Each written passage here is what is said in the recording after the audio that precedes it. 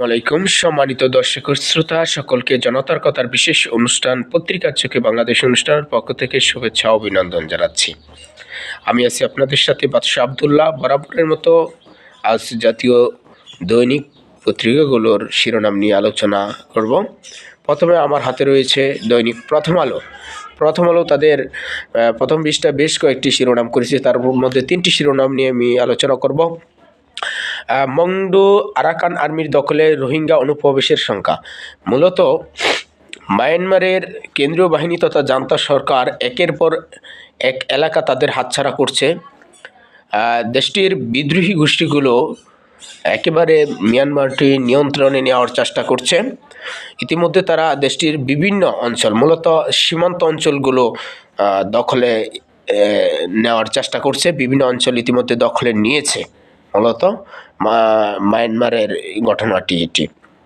তারপর আরেকটি শিরোনাম, সিরিয়ার রাষ্ট্র ব্যবস্থা নিয়ন্ত্রণ প্রতিষ্ঠার চেষ্টায় এইচটিএস মূলত হায়াত তাহরির আল শাম। এটি সিরিয়ার একটি বিদ্রোহী গোষ্ঠী। গত বেশ কিছুদিন আগে জড়গতিতে সিরিয়ার সাবেক প্রেসিডেন্ট বাশার আল আসাদকে তারা ক্ষমতাচ্যুত করেছে। এই ক্ষমতাচ্যুত করার পেছনে ভূমিকা ছিল হায়াত তাহরির আল শাম। এই বিদ্রোহী গোষ্ঠীটি এখন রাষ্ট্র ব্যবস্থার উপর চাচ্ছে তারা নিয়ন্ত্রণ নেওয়ার জন্য। এর উপর একটি শিরোনাম করেছে দৈনিক প্রথম আলো। তারপর আরেকটি শিরোনাম করেছে ছাপার কাজে দেরি, শুরুতে সব বই পাবে না শিক্ষার্থীরা। আমরা প্রতি বছরই দেখি বছরের প্রথম দিন নতুন বই শিক্ষার্থীদের মধ্যে দেওয়া হয়। এবারে মনে হচ্ছে যে সব বই পাচ্ছে না শিক্ষার্থীরা, ছাপার কাজে দেরি হওয়ায়। তারপর আমার হাতে রয়েছে দৈনিক ইত্তেফাক। দৈনিক ইত্তেফাকের 3টি শিরোনাম নিয়ে আমি আলোচনা করব।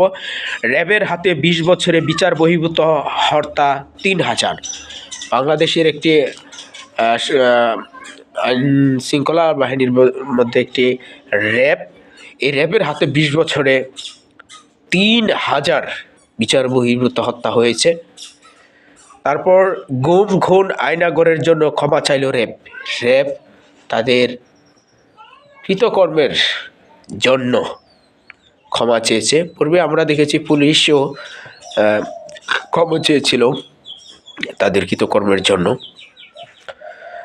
আরেকটি শিরোনাম দৈনিক ইত্তেফাকের, তথ্য উপদেষ্টা নাহিদের বক্তব্য রাজনীতি বিরোধী। ফখরুল, তথ্য উপদেষ্টা জনাব নাহিদ উনি একটি বক্তব্য দিয়েছিলেন যে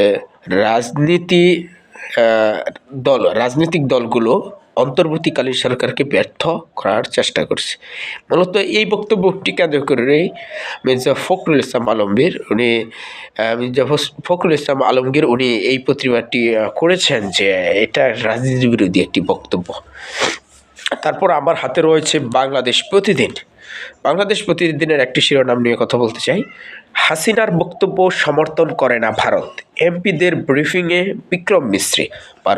ভারতের পররাষ্ট্র সচিব বিক্রম মিস্ত্রি উনি বলেছেন যে ইতিমধ্যে বাংলাদেশ ভারতের মধ্যে হাসিনার যে বক্তব্য, এই বক্তব্য নিয়ে মূলত দুই দেশের মধ্যে অশান্তি সৃষ্টি হয়েছে। মূলত ভারত হাসিনার এই বক্তব্যগুলোকে সমর্থন করে না। সম্মানিত দর্শক ও শ্রোতা, আপনারা জনতার কথার অনুষ্ঠান পত্রিকার চোখে বাংলাদেশ অনুষ্ঠানের সঙ্গেই থাকুন। ধন্যবাদ।